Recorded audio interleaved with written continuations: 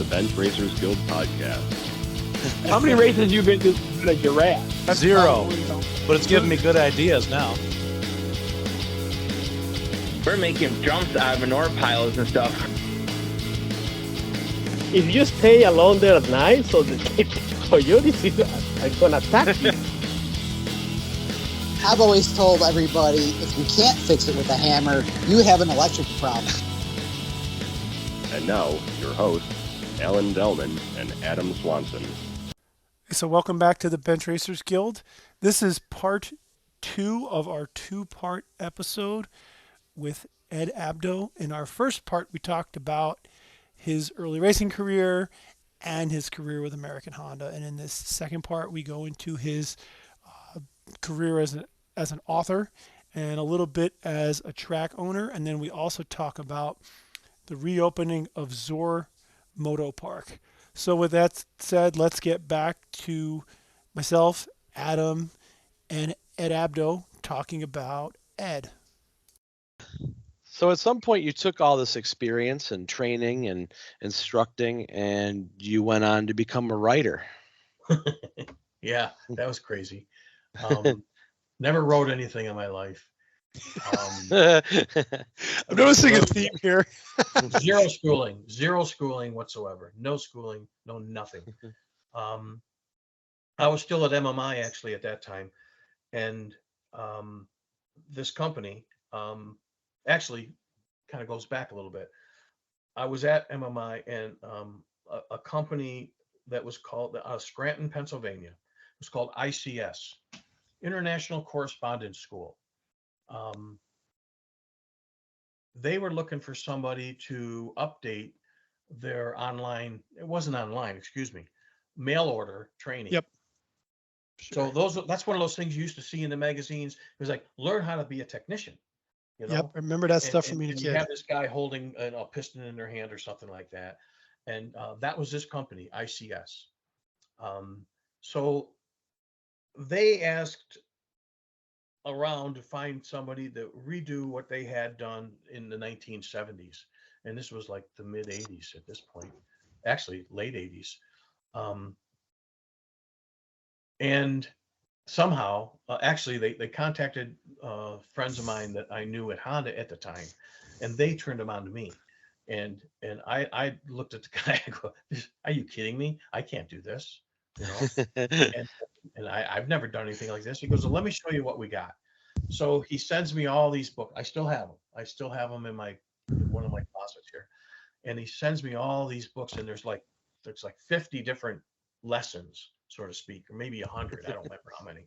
But there's little tiny books, maybe 20 pages each, and it told you how to do something. Well, they were horrible. And I said to myself, man, I don't know what I'm doing, but I know I can do better than this.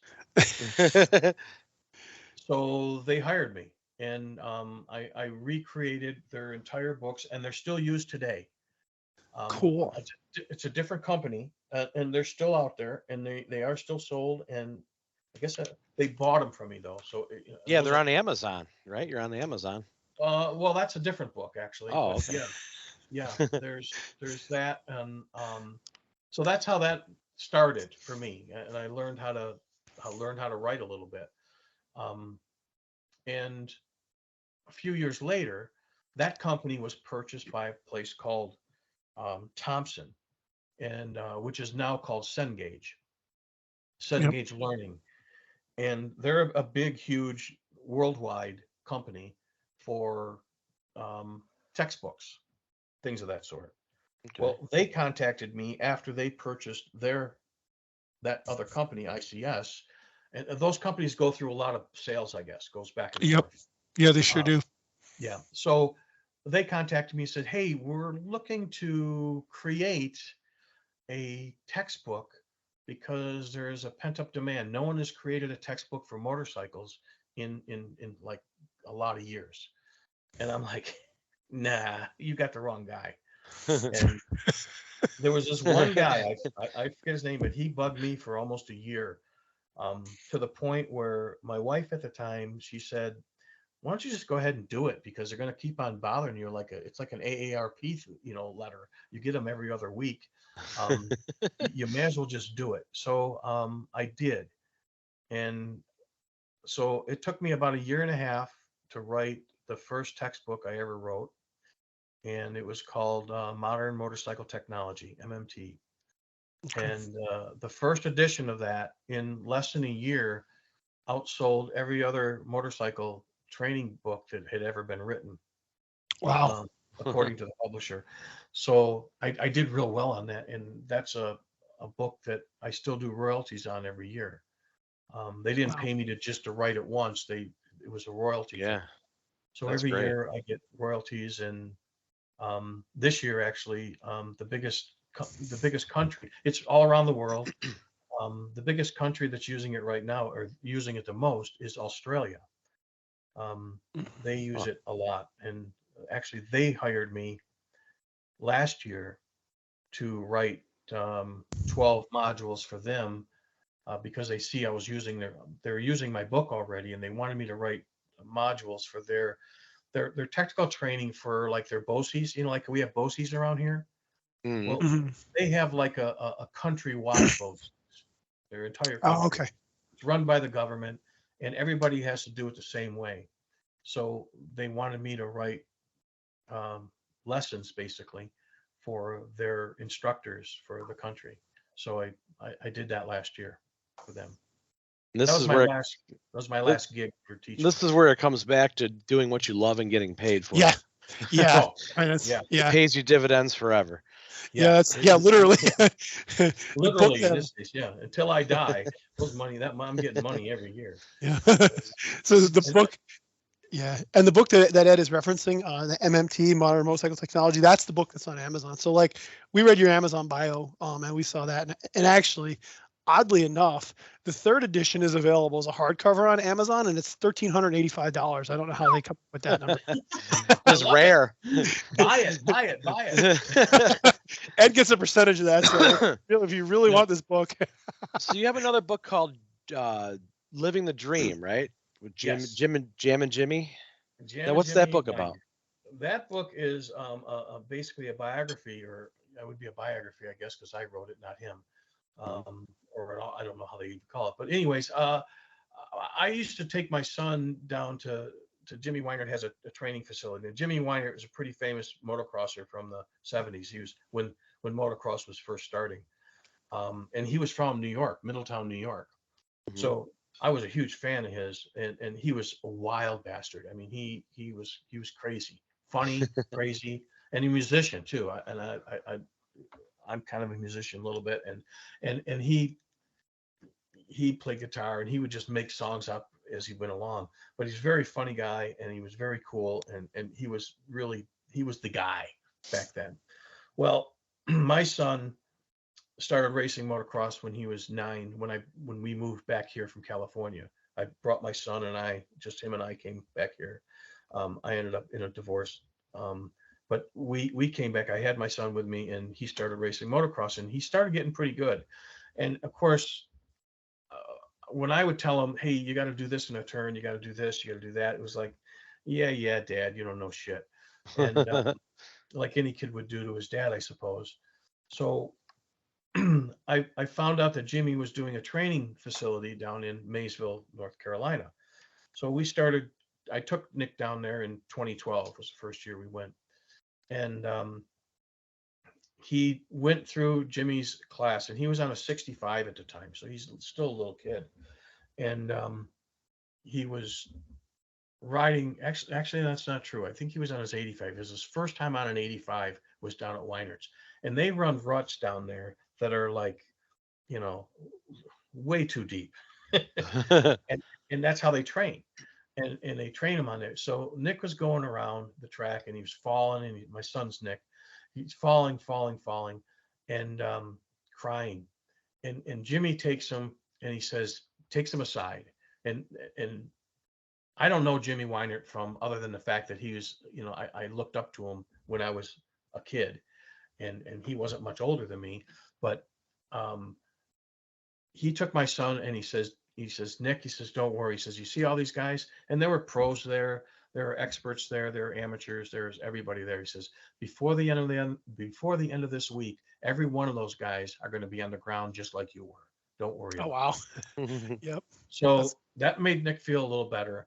And by the end of the week, Nick was railing those things on this little thing. And I'm like, I couldn't believe the difference that it made.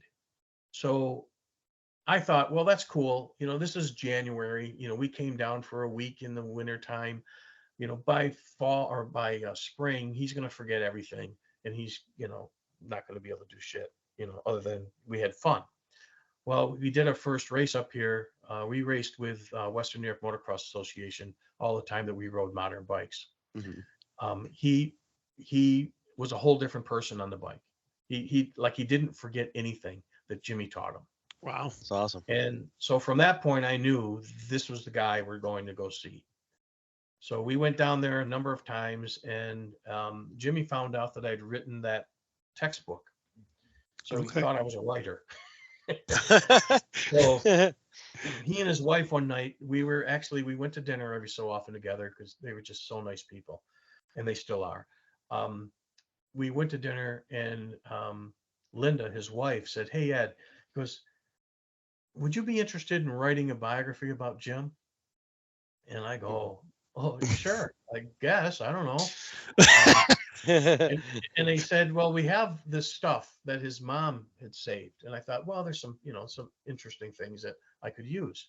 So we got back, and they dug all this stuff out, and they give it to me. And Jimmy Weiner's mother, from the first time he ever rode a motorcycle, if something was printed about it, she saved it. Oh my goodness. So there are like 3 bins full of newspaper, magazines, cycle news, anything that had Jimmy's name in it, she had. And I had that. That's how I wrote the book, is from that information. That's really cool. That's perfect. Yeah. It gives you all your information right there. You're like, I don't know how I'm going to do this. Oh, hey, wait a second. Here's 3 bins with all the stuff. Here's everything you need. His entire life. That's wild. It was absurd. And it was, of course, it was all just thrown in there. So it wasn't in order. So when he was nice enough, and I'm thinking, I can't take this off the property. This is history right here, Yeah. And he says, go ahead and take it home. So I brought it back up here, and I had a shop up in Springville, and I have 3 lifts all up in the air, and all 3 of those lifts were full of all these documents. And then I sorted them all out by time.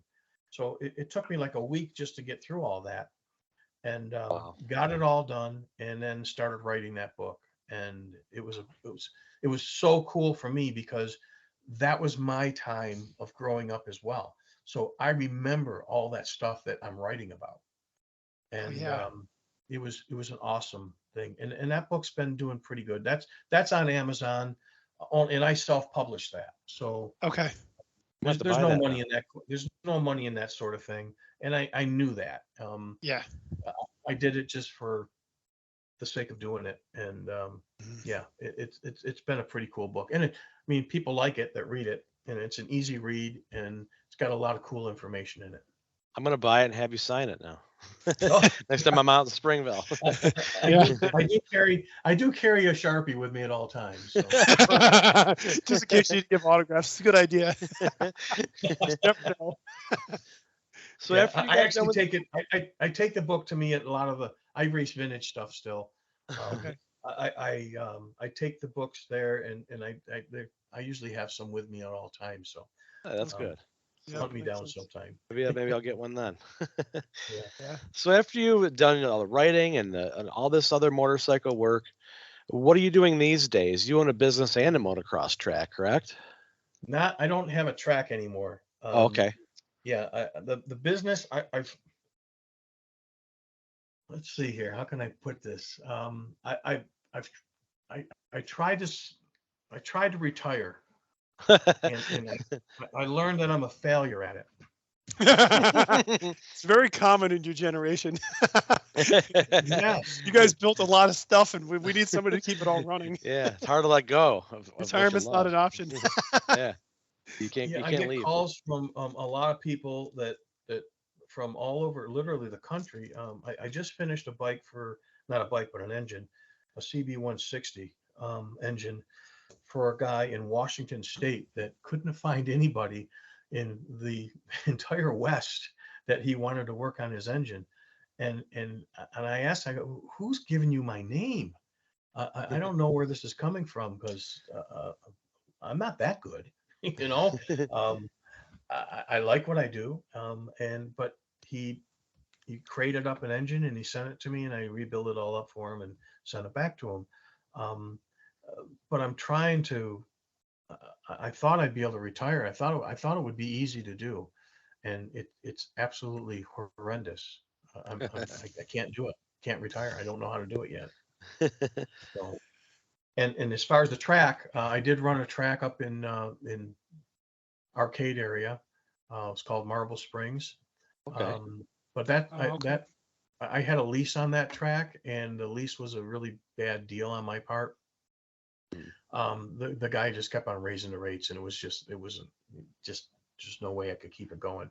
So I closed that down after losing about half of my life savings. Ooh. So I still had half of it left. So now I'm going to go this other track. I think you might as well, right? Sounds like every other motocrosser. Well, I can Yeah, invest it and back do in what I it. love. Yeah, and this one I'm only doing one event with it.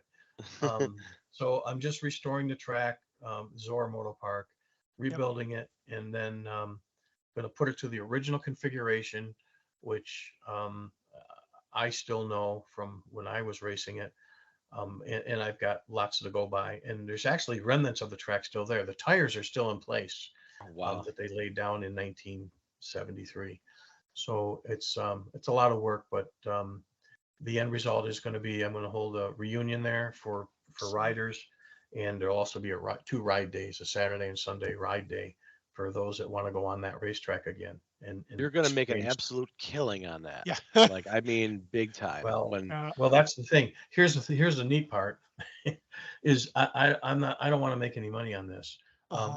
Anything that comes out of that track is going to be donated to the local fire department. Oh, wow. They're going to be a rich fire department then. Well, I hope it turns out well.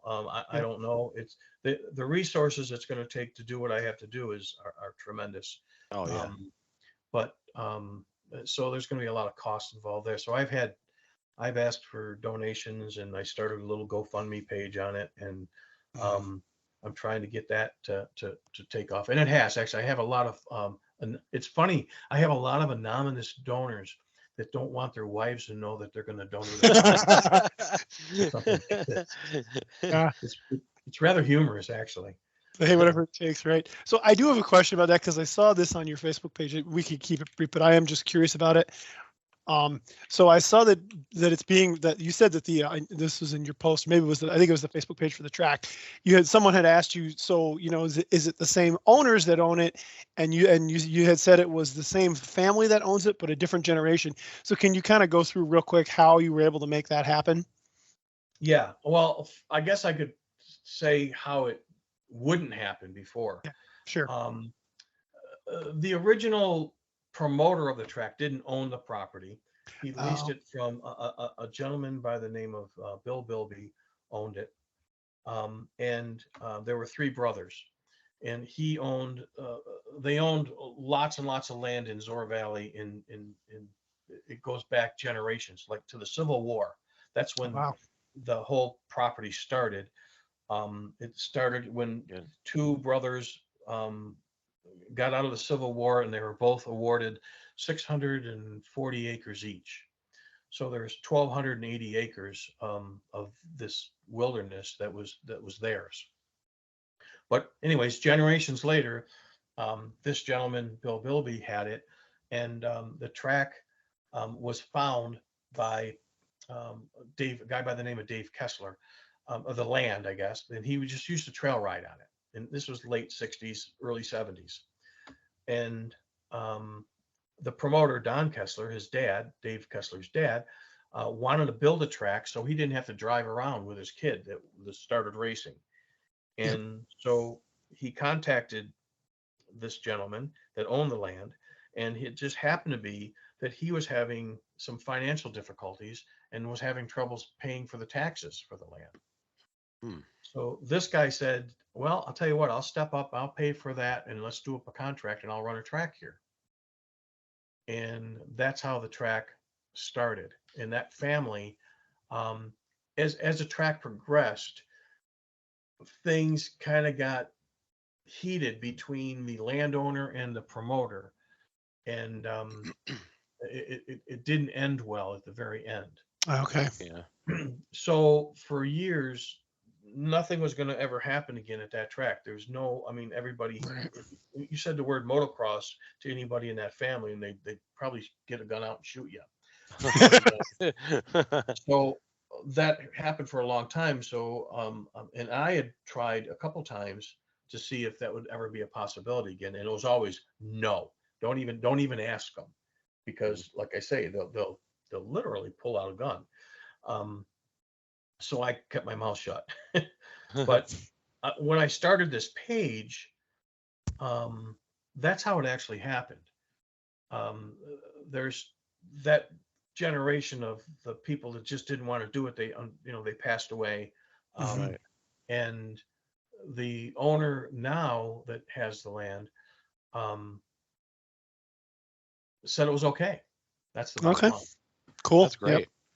So here I am getting ready to do that sort of thing. So are these relations to Joe Bilby? The Bilbys? I You don't know? know. Joe's maybe, what do you think, maybe his 30s? Yeah, no. They're Rochester people, if that helps. At least So let's these say names sound familiar, like Hester. Yeah, they too, do. I think. Yeah. I Yeah. don't know. No, I don't think so. The two Bilby boys that I'm dealing with, that's not even the owner. See, the land is split up through, there's like probably 400 acres there now, and the Right. land is split up through different spots. So these two guys that really got into this when they saw it on Facebook, their family doesn't own it. Their aunt owns it. Mhm. And she's the one that I've talked with and got the okay to do all this with. So That's awesome. and Okay. her daughter is on the Facebook page, and Gotcha. so We're- it's We're just definitely going to plug that for you. Yeah, for sure. Yep. Get the word out for that. Do you have Yeah, any it's- timetable about when you think that might occur? Like September 23rd and 24th. this year? That's it. Yeah, That's It is awesome. going to happen. Yes. I'm going to mark that on my calendar. Yeah. Actually, For I'm going to sure. have. I've got posters that are going to be. I'm working on posters now. I'm actually going to see if I get a few dealers to sell tickets in advance at a discount, just to help fund it, because that's how its funding is going to be is from sales of that. And until then, it has to come out for the rest of that half of my life savings that I was talking about. Hey, you got to spend it on something, right? Yeah. Yeah. Tell my wife that. So you mentioned your son races also. Want to tell me a little bit about him? Yeah. Nick, my son, Nick, actually I have two sons. One is my stepson. His name is Anthony. He's in Arizona. Last week, he's a golfer, and I love playing golf as well. I brought him up playing golf because it's funny, when I worked for American Honda, I never had a chance to ride motorcycles, which doesn't make sense. But It actually makes a lot of sense. I was always too busy. So we played golf together, and just this last weekend, he had his second hole in one. So that was Awesome. he called me. I was actually at a bowling tournament with my other son, and he called me to tell me that, and it was like, that was just awesome. And because I was with him, his first one, I was with him, and we were playing in a men's tournament, and he was 12 or 13 years old when he had his first hole in one off the men's tee at a very high-end golf resort in Southern California. And he went running after the ball, and it was a cliff. we had to stop him from running off a cliff to go see his hole in one. So, but that's Anthony. So Anthony's a golfer, and Nick is a motocross rider, and he's in college. But with motocross, he did really well. When I had my track in 2017, he was out practicing while I was prepping it. and I told him to take it really easy in the back section because I hadn't touched it yet, and it'd been a couple of weeks since anything had been ridden on it. Mhm. He decided he was going to try to hit it real hard, and he ended up hitting the ground real hard Oh and no. got hurt pretty bad. And he'd had a few injuries, and to the point where when I'd be in the emergency room with him, I told him, I said, Nick, there's sometimes I wish I didn't bring you into this sport because I'm seeing the pain that, that it brings, that because I had that same sort of pain. Yep. And I hated seeing that. And he told me, he says, this is what I want to do, Dad. Don't, you didn't do anything wrong. Right. I'm the dumb one. But he, at that time when he was at my track and he broke his shoulder blade, which is I think it's the second largest bone in your body. And it was pretty bad. And he was determined that he wasn't going to go to the doctors. And my wife came up, I called her, and she saw him and I saw him. I go, Nick, this is bad. You got to go get this taken care of. And we made him go, and it was pretty bad. So at that point he said, I'm done racing, Dad. And I said, okay, Nick, that's not a problem. I never really pushed him to race. Right. I wanted him to have fun. I didn't care if he came in last place. Never bothered me. I never yelled at him for, not even trying or nothing. I just wanted him to have the same fun I had when I was a kid. Yeah. And meet the kids that he's met, just like I met the kids that I met, and I'm still friends with them 50 years later. So I did tell him this, though. I said, Nick, I said, this is racing motocross is like the Hotel California. You can check out anytime you want. You never leave. That's very, very true. It is true. And so a year or so later, it was actually about a year later, I said to him, I then started getting into vintage bikes and vintage racing. And I bought a Yamaha 125 1978 YZ. And I said, Nick, you're off for a little while. I said, let's go down to Jimmy's and just ride, just have fun. And he said, yeah, that's cool. And I got this old vintage bike. I said, you can ride that. So we went down and he started riding it. And it was like immediately he fell in love with the bike. He came in after a couple laps and he says, Dad, there's only one thing. I like this bike, but there's only one thing wrong. I said, what's wrong? He says, it doesn't have any brakes. That's what we call drum brakes, son. Yeah. Well, it's funny because Jimmy was right there with me. He goes, how do you think we went so fast when we were young? He never had to stop.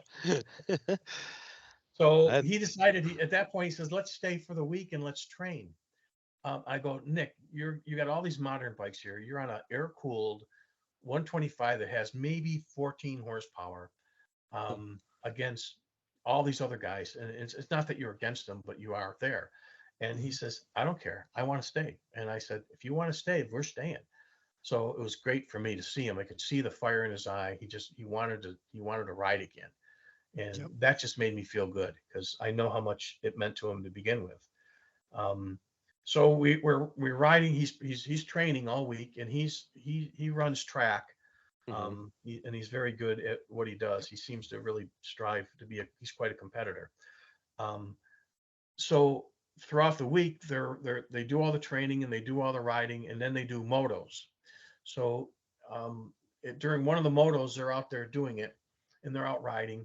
And I was at my trailer and I came walking up and Jimmy's there and he grabs me. He says, Ed, he says, I need to tell you something. I go, what's that? He says, well, first of all, if you told me what I'm about to tell you, I'd call you a liar. And I go, what are you talking about? He goes, take a look at your kid. And he's out there in the moto and he's on an air-cooled 125. He'd never been on before. Drum brakes. And he's leading all the 125s that are out there. Man. That's awesome. And these are all modern bikes, all liquid cooled. And he is just flying through the turns. And it was so much fun to watch him. And ever since then, that's the only bike he wants to ride.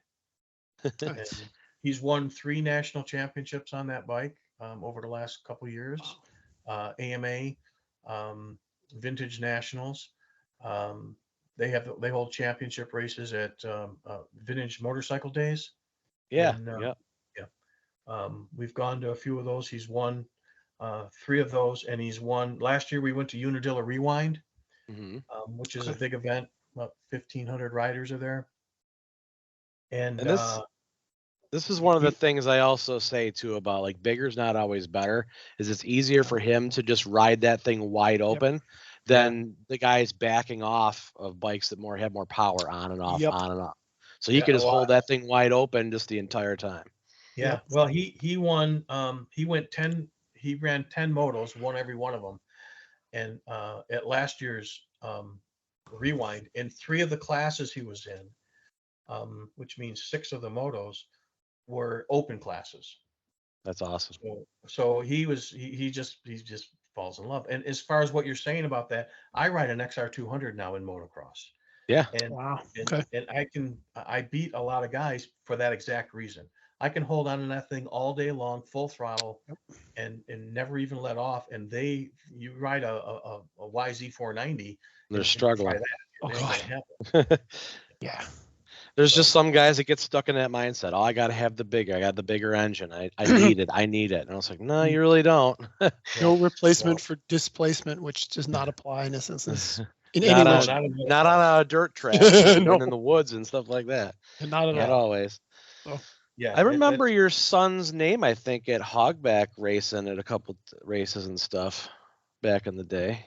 We did race. We did go to a few of the.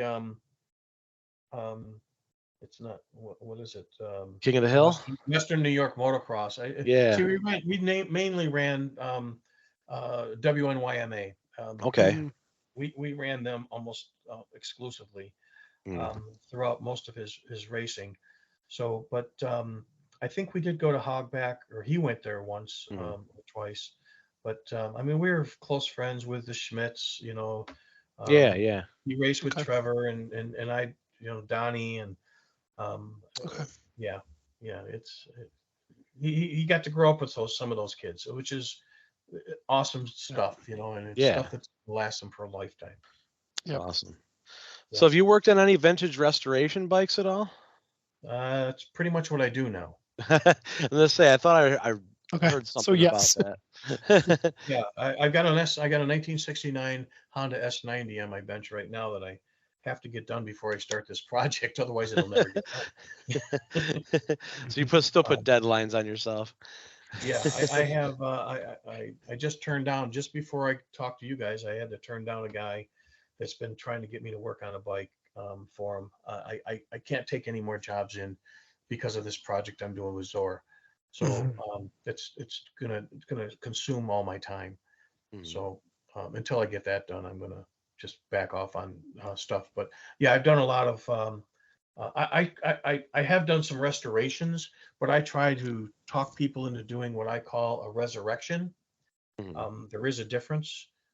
People come to me and say, I want a restoration, and I tell them, no, you don't. Because if you want a true restoration, you don't have enough money for it. That's the bottom line. And when I talk into, you know, I talk them, I give them a better understanding of what I'm talking about, which is I tend to try to bring bikes back to life again and make them look nice, but keep them as original as absolutely possible. Because a bike is only original one time. Right. Yeah. Yeah. I kind of have the same thoughts. Yeah. So that's what I try to do. And I built cafe bikes for people that want to do cafe bikes with vintage bikes. And it kind of hurts me to do it, but you know, they're the customer. That's what they want. I like to see them. I'm kind of an old fashioned guy now. And I've catch myself living in the past a lot, and the past wasn't so bad, so it's okay. Yeah. So what are some of the famous racers and big names you work with, like with American Honda, that are pretty relevant names in the industry? Well, I got to I with the racing department, I didn't really work with a lot of them, but I got to meet a lot of guys. You know, Miguel Hamel, he's a good golfer, by the way. Al Ludington, which was his the chief mechanic for that team. Okay. I knew Al from back in the days when I was at Loudon. Dave Sadowski, those were guys that raced back then. All the motocross guys I've got to meet and chat with. Jeremy McGrath, this is all old stuff now. Stanton, this is some great people. Nice. Great. So we kind of have lists that we go through with stuff that we ask like a lot of folks that we talk to. And we're gonna ask you, and I know you've obviously owned a ton of bikes. So I guess my question though would be, what was your favorite one that you owned out of the probably 150 or so? Yeah. I have a list of all the bikes. I stopped doing it a while back, but Okay. it was 138. I had motorcycles at one point. Wow. Throughout my life. I don't. That was my favorite one. I guess I'm sure people have said this before. All of them are my favorites. But I had a VF. I think it was a '94 VFR 800. That was a really, really nice bike. But no, I got one that's better, and that's a bike that I have right now. I have a 1983 VT 500F Ascot. Okay. Wow. It's a twin, not the single. They made two different Ascots. One was a single, one was a twin, and it was my first road race bike. It's a shaft drive 500cc V twin. I found another one and restored it, and it's a 1983. And every time I ride that motorcycle, I smile. So that would be by far I guess it has to be my favorite bike. And this one, like I said earlier, I tend to sell everything that I buy. So this one here, the guy that I got it from, he tried to give it to me because it'd been sitting all these years, and he really wasn't going to do anything, and I couldn't do that. I can't just do that. So he came up, he says, well, give me $100. So my wife actually paid for the bike, so I wouldn't sell it because now it's hers. That's a good. So this one I got to keep anyways, even if I didn't want to keep it, I got to keep it. But I do. I last year I rode it a lot, and and I mean, I every one of my bikes, as I think about it, I have a 1964 or 67, excuse me, 67 CB 77 that I rode cross country on in 2004. I dipped the front wheel in the back wheel in the Pacific Ocean and the front wheel in the Atlantic Ocean. And Nice. Went across the country on a 305cc 1967 Honda that my buddy Mike Kraisman and I both did in 2004. So that's when I was still at Honda. They kind of sponsored the ride, and it was a really big deal.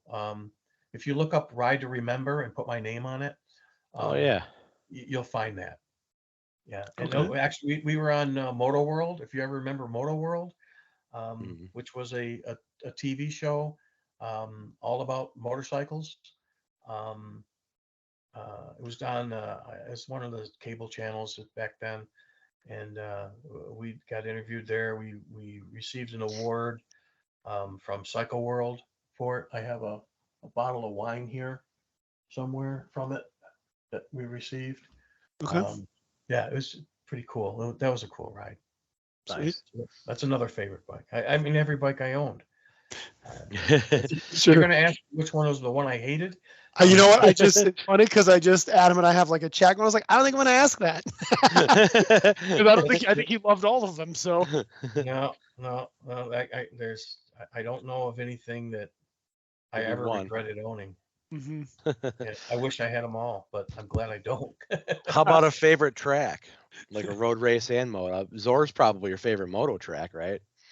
I would imagine. Yeah. Well, Zoar's my favorite track, but Unadilla, when I was 21 years old, we were a bunch of kids and we'd only drink twice a year, and that was at Unadilla.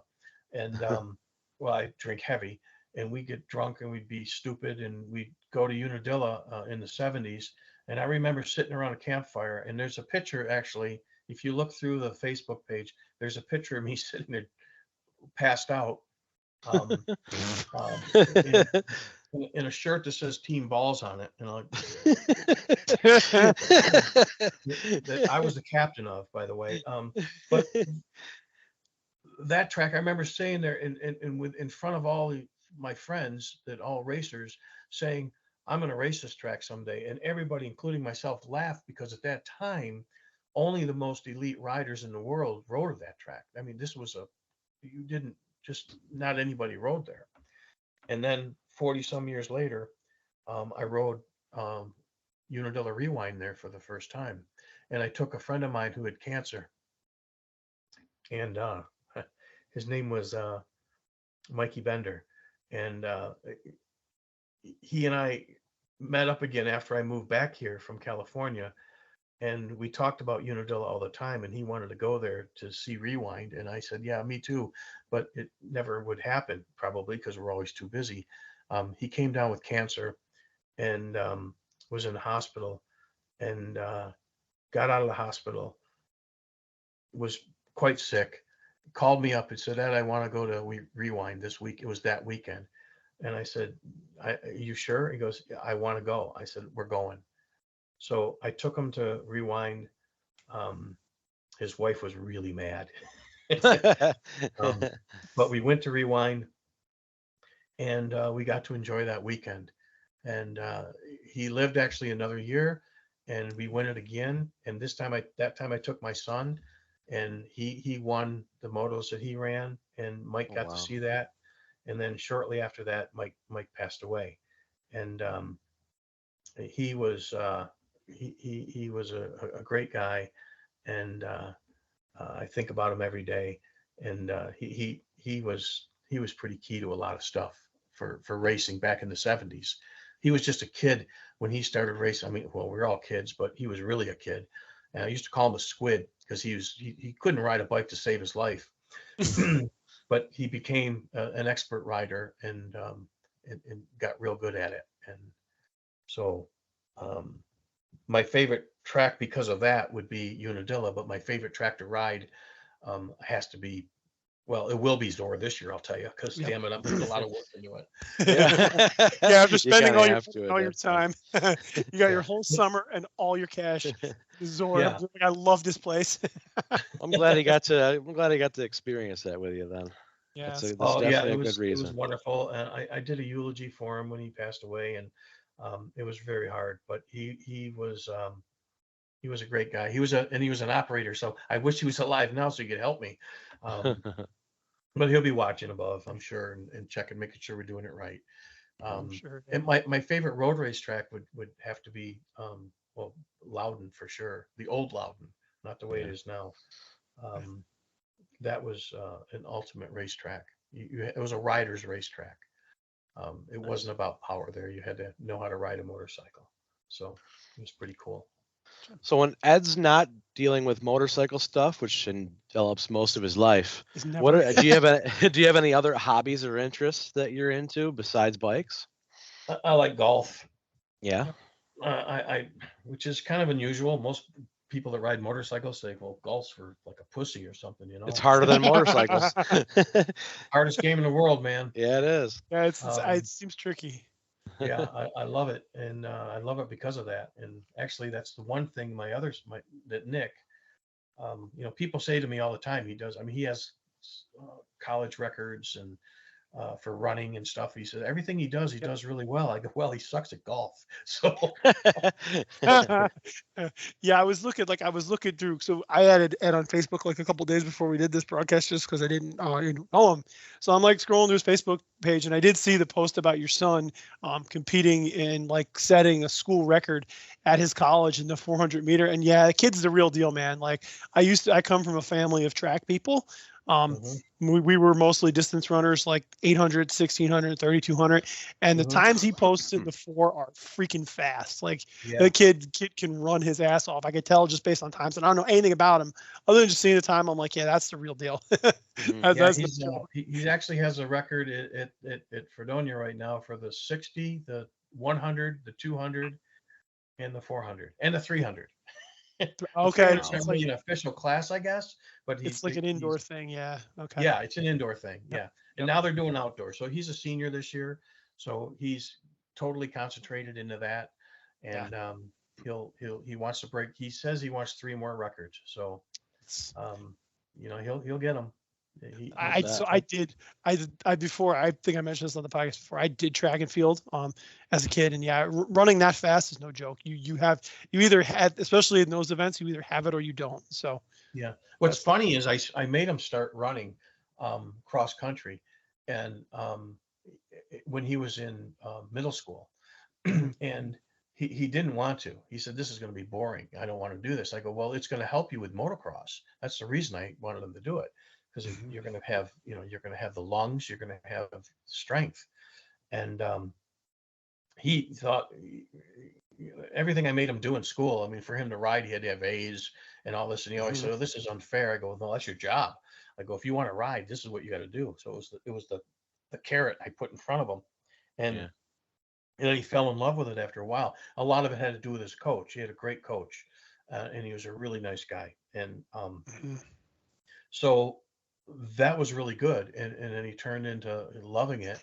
And Yep. then he went to college because of it. And he didn't decide he was going to go to college. He was a senior, and that kind of caught me off guard because I wasn't ready for that. But he's done well, and sweet.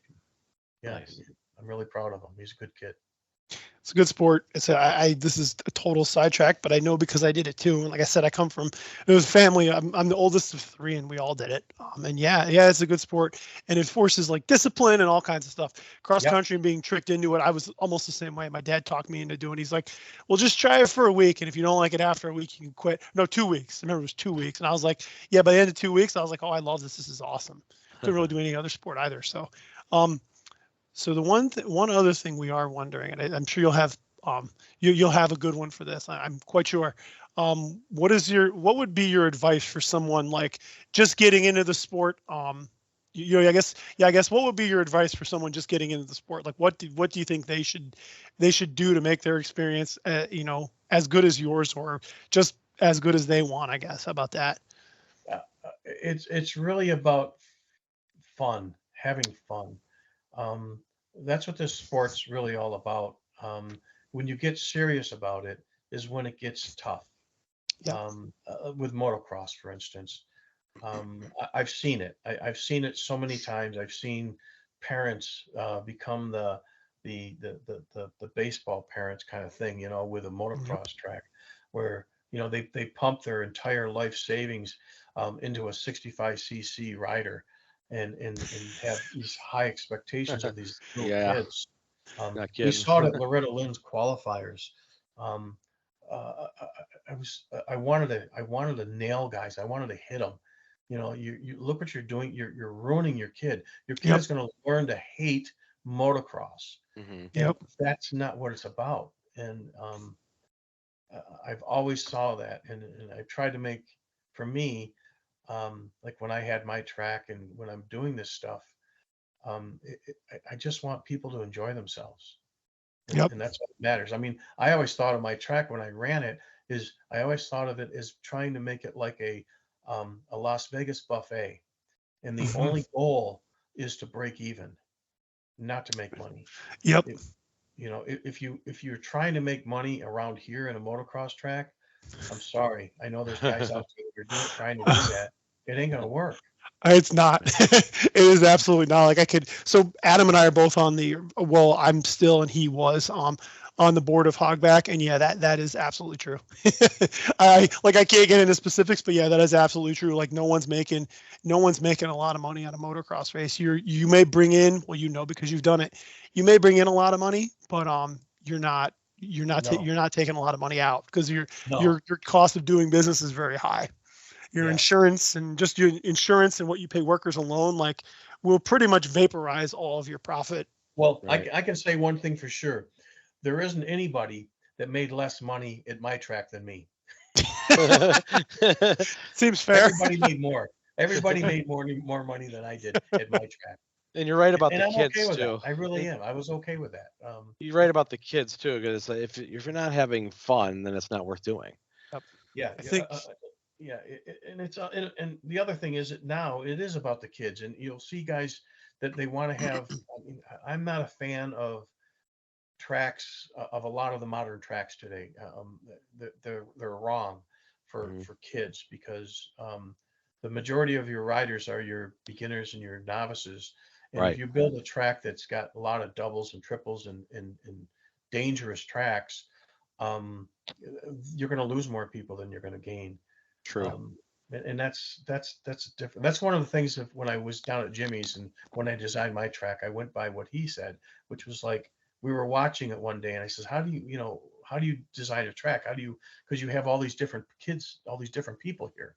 And he goes, well, take a look out there right now. There's kids on 50cc bikes and there's guys that are holding their pro license out the same track and they're both having fun.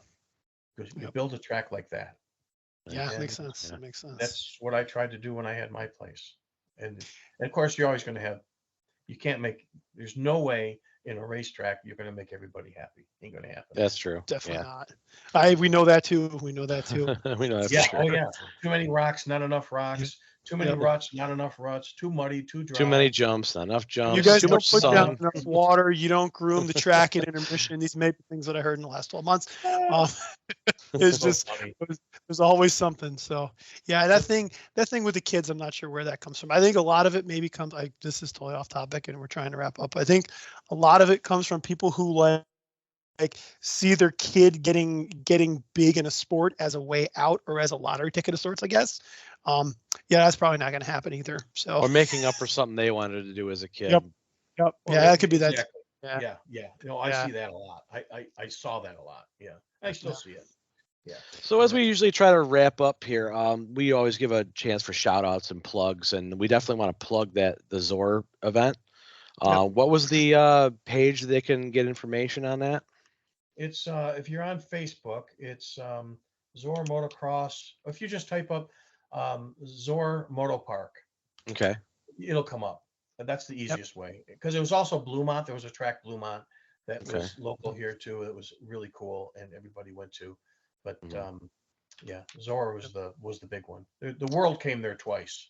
So two big, really world-class races were held there in the early 70s. So that page will also be shared from the Benchracer Guild page as well. We will do that. Share it right around the time this episode comes out. So cool. great. Any other plugs you wanna or shout outs you wanna put out there? My wife puts up with this somehow. Shout out for her. We'll do it some way. Yeah, my wife Bonnie. When I moved back out here, we met and we knew each other from high school, and her husband had passed away, and we just kind of hooked up, and she started hanging out with us, with Nick and I at the races, and we got married, and she still somehow puts up with me. I don't know how she does it. I wouldn't do it. Find them special ones. There are women that are a cut above the rest. Adam's married to one too. It's the same way. That just they put up with the sport and they kind of just stand by your man no matter what type of deal. So Put up with a lot. yeah, I know. That's why I said this to her in person, so this is nothing new. But anyway. So yeah, this is just for your personal background, Adam. Adam and I are also good friends, so that's kind of, we've known each other for a while. It's actually the reason we started doing this. But anyway, all right. That's cool. Well, Ed, you're an absolute icon in the sport, and it was a big pleasure talking to you tonight. Yeah, and thanks so much. Thank you for coming on the show. Yep. Well, thank you. The last thing I would call myself is an icon, but I appreciate that.